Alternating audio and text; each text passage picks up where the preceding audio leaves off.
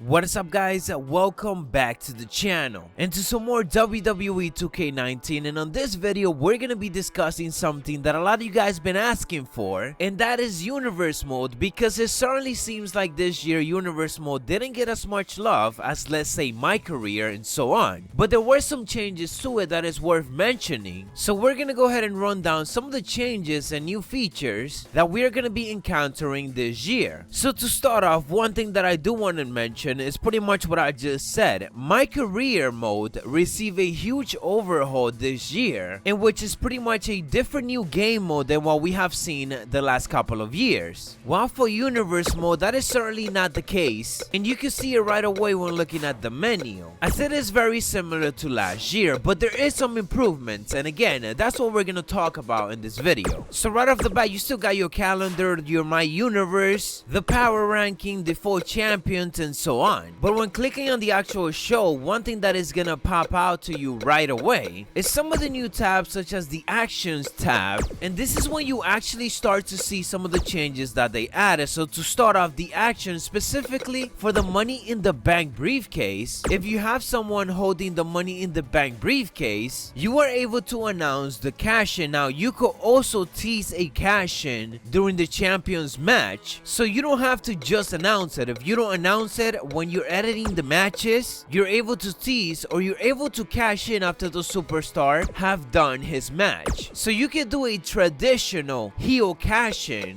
or you could tease it and play around with it, since there are different cutscenes for it, or again, you could just announce your cash in.